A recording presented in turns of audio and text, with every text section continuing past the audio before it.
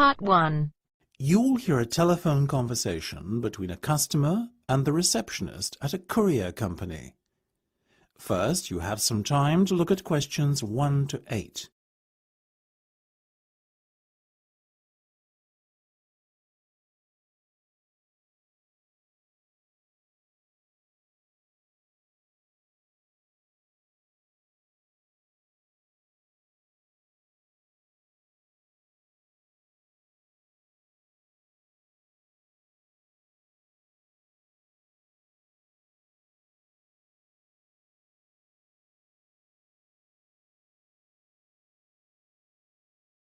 Good afternoon, this is Rourke's Courier Service. Pat speaking. How can I help you? Hello, Pat. My name's Joanne, and I would like to courier a package, if I may. You may certainly, Joanne. What's your surname, please? It's Jefferson with one F. That's Jefferson. Thank you, Joanne. Now, could you tell me the address where the package will be collected from? Yes, it's my home address, so that's 22 Blue Lane Close, Old Malden, Surrey, KPT 530. Very good. I guess you also need the recipient's details. Quite right. Let's start with the name. It's Michael Moriarty, that's Muriarty. And the address, please? Michael lives on Birkdale Road at number 97. That's in Ashford, Kent. Excellent. And have you got Mike's postcode handy? Yeah, it's K29ZY8. I'll just repeat that. KT9SY8. Sorry, that's a Z, not an S. Got it? Got it. Do you have a daytime contact number for Michael? I certainly do. It's 011-876-99671. And when do you want your package delivered, Joanne? This Friday, the 22nd of May, if possible. No problem. Is there a particular time of day we should make the delivery at? Well, not really. Michael's self-employed, you see, and he works from home. I guess you can deliver at any time, though I think he'd prefer the evening, as he tends to be very busy during the day. Evening delivery. Now, one last thing. Can you tell me what the package will contain? There's a silver photo frame and a man's watch. Together they're worth about £200. Superb. And are you sending the package because birthday or something, is it? Actually, it's a gift for his wedding anniversary. His wife and he have been married for 50 years. Can you believe it? That's impressive. Hope I'm as lucky.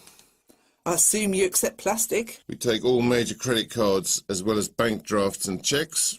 Excellent. I'll give you my card details now then, shall I? Not necessary. We don't charge in advance. You should give them to the courier in person on the day. Gotcha. Before listening to the rest of the conversation, you have some time to look at questions 9 to 10.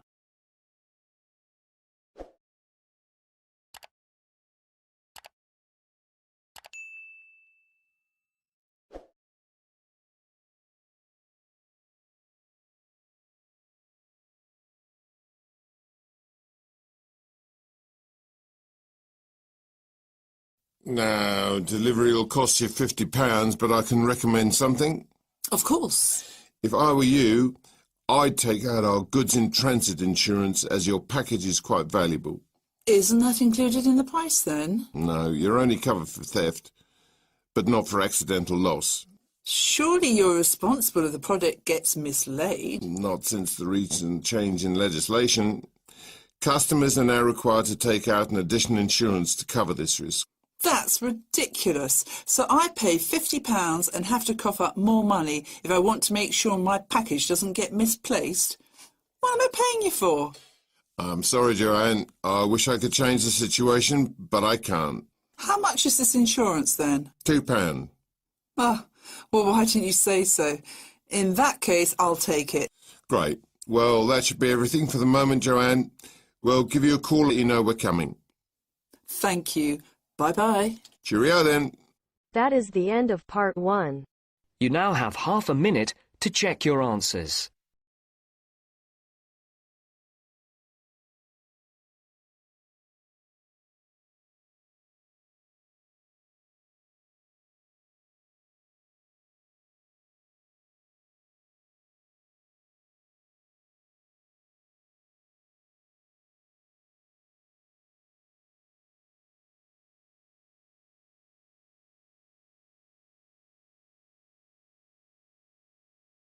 Now turns to part 2. Part 2. You will hear a man talking about 28-day tours that his company organizes for students. Before you listen, you have 30 seconds to read questions 11 to 15.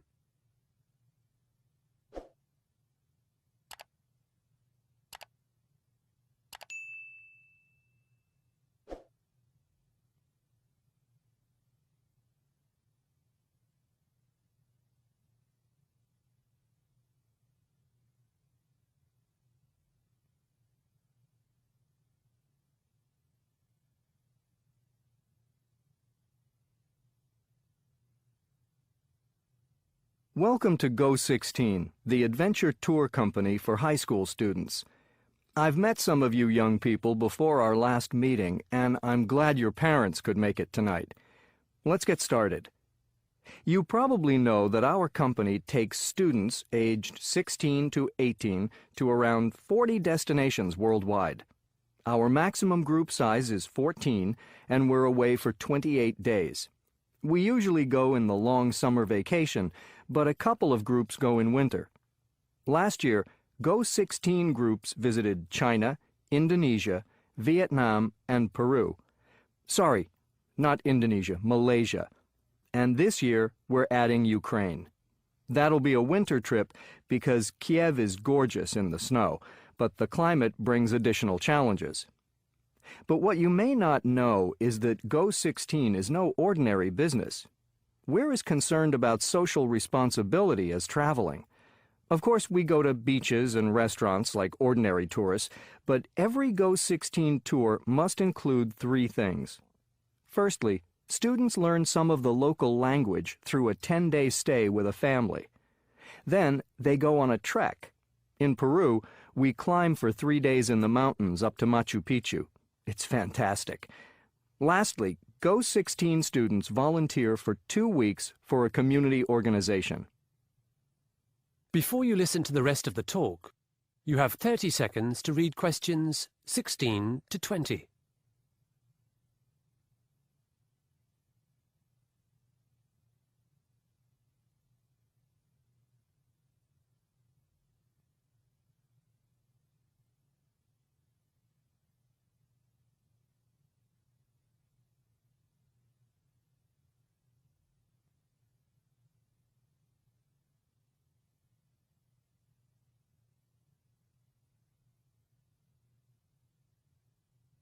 While I'm on this topic of volunteering, our Go16 group in China in 2009 took part in an environmental project to prevent the desert spreading. Our students saw the Great Wall and the Forbidden City in Beijing first. Then they flew 3,000 kilometers west to Kashgar. They assisted scientists from a well-known research institute with laying plastic netting in the Taklamakan Desert. Over time, seeds are caught in this netting, and eventually plants grow to create a barrier against sand. In 2012, another Go16 group went to see the progress, and they were amazed. Grasses, bushes, and even trees had grown that stopped the desert spreading. I can hear your mothers thinking, laying plastic netting in the Chinese desert? That doesn't sound safe or educational. Why would my child be doing that? As to the safety, Go16 has very good insurance. All our staff is bilingual and familiar with local conditions.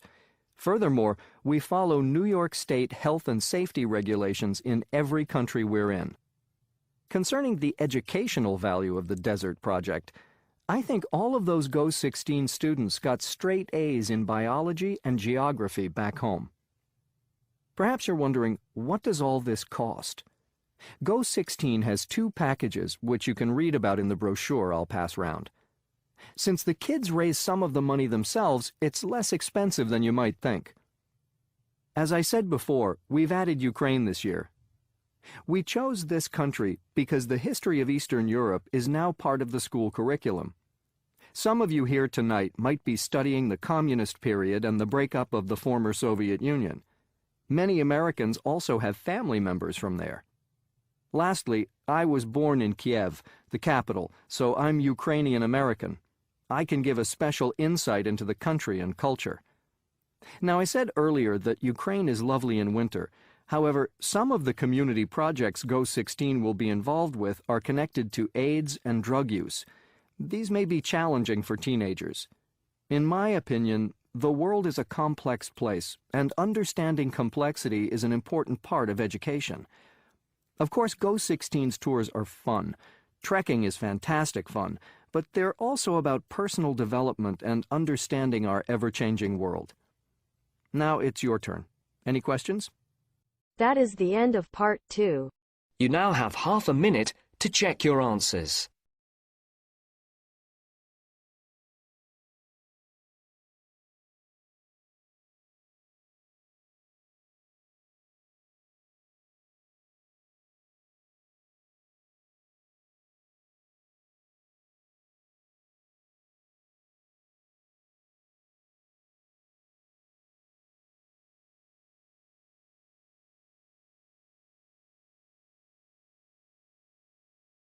Now turns to part 3.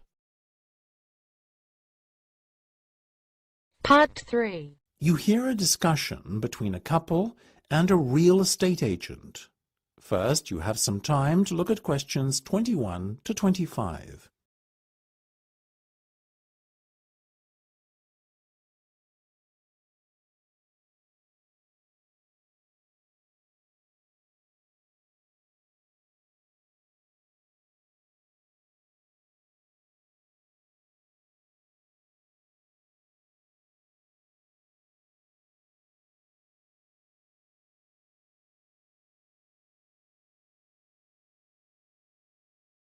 Now, this first property I'm going to show you will be ready for letting in about 2 weeks. It's on the market for £1,500 per calendar month, but the landlord is open to offers. If after the viewing you think you might be interested, might I suggest that you make an offer, however, as a property like this won't stay on the market for very long? My first impressions are good, I have to say. I like the location. It seems to be a quiet residential area, and the proximity to the common is advantageous, as we like to go for walks together in the evening. What do you think, Becca? It does look rather impressive, Nick. Let's go inside, shall we? Now, as you can see, the front door opens into this lovely, spacious reception room where you can welcome guests. Let me lead you into the kitchen area, which is just through here. I know I've asked you this already, but I just want to make sure that the furniture stays, correct? Yes, everything you see here will remain on the property. The only things the landlord is taking with him are his television and DVD player. Why is he vacating such a lovely flat as this? He and his wife have just had their first child, and they felt it was time to look for somewhere more spacious which can accommodate a family more comfortably. They've just purchased a 3-bed house in one of the city's suburbs, but they were eager to hold on to this property too, which is why they've decided to let it out. They now look at their old home as an investment proposition. Very sensible.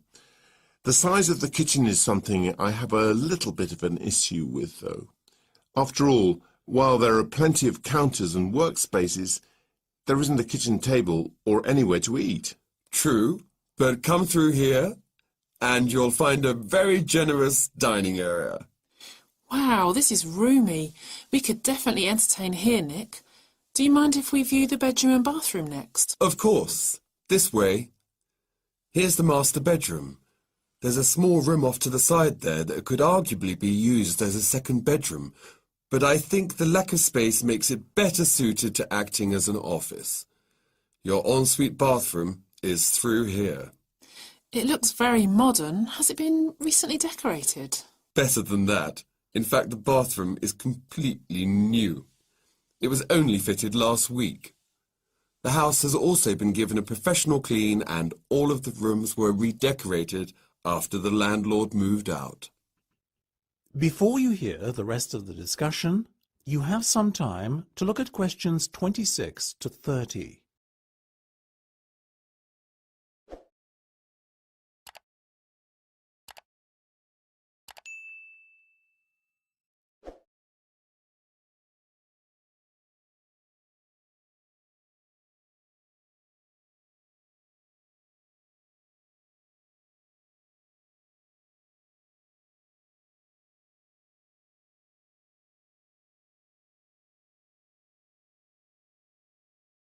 You can probably tell we like it. I'm glad to hear.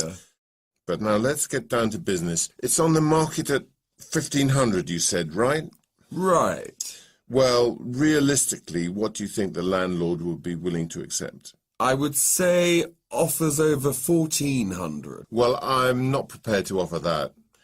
I'll make an initial offer of 1,200, and if that is rejected, I may consider upping my offer by £100, but that's as high as I'll go. As you wish. You are happy with an initial contract of 12 months, I presume? Yes, assuming there's a break clause after 6. That's no problem. The standard contract allows you to give 2 months' notice that you will vacate the flat from the 4th month onwards, effectively. You can vacate any time after the 6th month, provided you give the proper notice in advance. All sounds good. So what happens next? I will put your offer to the landlord, and if he accepts it, you'll be asked to put down a holding deposit of £500 to take the property off the market. Then, assuming your reference and credit checks come back okay, we can sign the letting agreement and get you moved in. Before you sign the contract, though, on top of the £500 holding deposit, you will have to put down a further 4 weeks' rent in payment of the full bond deposit, as well as fronting up your first month's rent in advance. What about your fees? We charge £120 per person to cover our administrative costs and reference checking. So times that by 2, and that's what you'll have to pay me. Okay, well, thank you. We'll need a couple of hours to think it over, but we'll give you a call as soon as we decide one way or the other. That is the end of part 3. You now have half a minute to check your answers.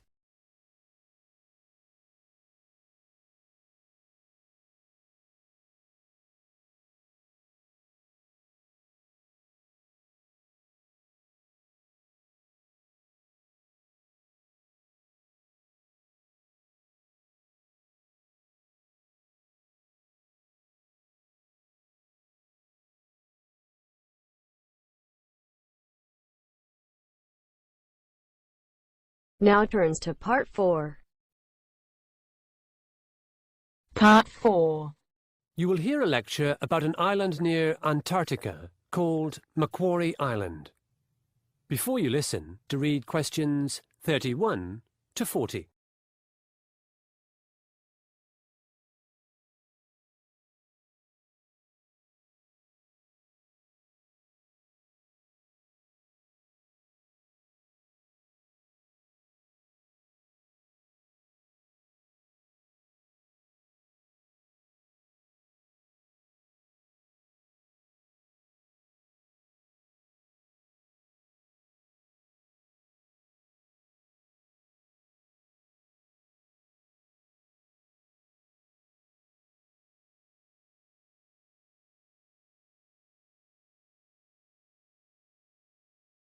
Good morning. Today's lecture is on Macquarie Island. We'll be using this island for our next assignment, in which I'd like you to write a practice proposal for a research grant there. Macquarie Island is halfway between the Australian mainland and Antarctica. To be precise, it's 1,500 kilometres south-southeast of Tasmania.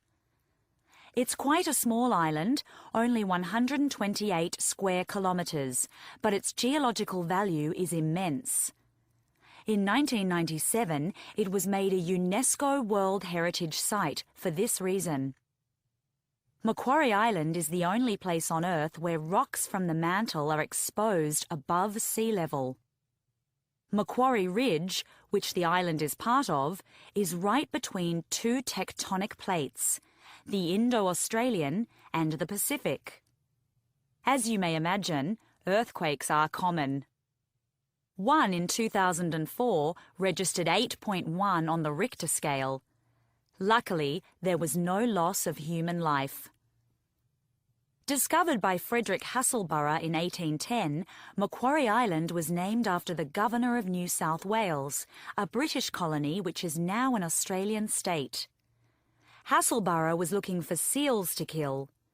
In those days, seal skin and blubber, or fat, were in great demand. They were used around the world for clothing and heating. It was Hasselborough's lucky day when he found Macquarie Island, since there were possibly 1 million animals there. Hasselborough and his men slaughtered as many seals as possible, boiled down their blubber, and shipped it back to Australia. This industry continued for over a century. Both the seals and penguins were very nearly made extinct. After sealing ended, Macquarie Island became a nature reserve and a giant science lab.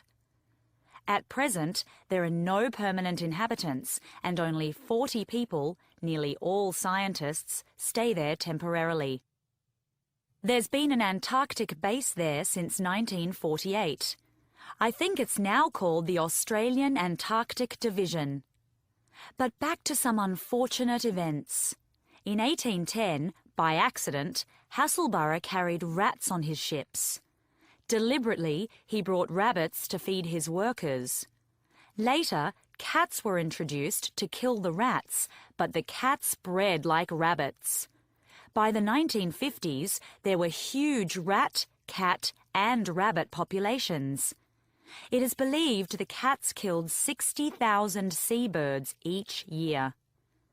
From 1985 to 2000, more than 2,500 cats were destroyed by park staff. Rabbits don't eat birds, but they do cause erosion. Landslides, caused by rabbits, have reduced the area where birds make their nests. In 2007, a 7-year plan to rid the island of rabbits was put into action. So, what areas might your research proposals cover? Well, the geology of Macquarie Island is unique. Seismology is another possibility. There are also meteorological and magnetic stations for weather reporting. There's been a long-term study on rising temperatures collected by these stations, which has been fundamental in our understanding of global warming. Animal life is abundant. More than 80,000 elephant seals call this place home. There are flocks of rare birds, including 6 penguin and 4 albatross species. In fact, it's estimated that 3.5 million seabirds breed on Macquarie Island each year. Studying animal populations might be worthwhile. But the big money these days is in pest control. 24 million Australian dollars, to be precise, are going towards this, so you'd have to be crazy not to get in on the act. What about the island's flora? Plants share an affinity with those of southern New Zealand rather than mainland Australia. Yet, due to the bitter wind, none grows more than 1 metre high, and woody plants are absent. If you're curious about mosses or bushes, then this could be the place for you. Anyway, whether you're into weather patterns, earthquakes, seals, birds, or strange plants, scientific research on Macquarie Island certainly sounds exciting. Research one specific area this week, and in tutorials next week, we'll look at how to write up a research proposal and what its budget might be. That is the end of part 4. You now have half a minute to check your answers.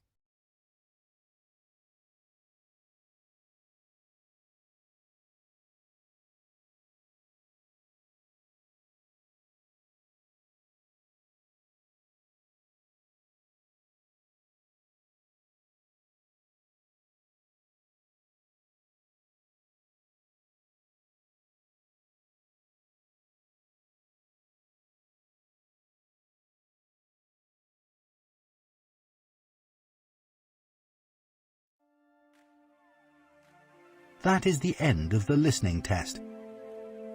In the IELTS test, you would now have 10 minutes to transfer your answers to the answer sheet.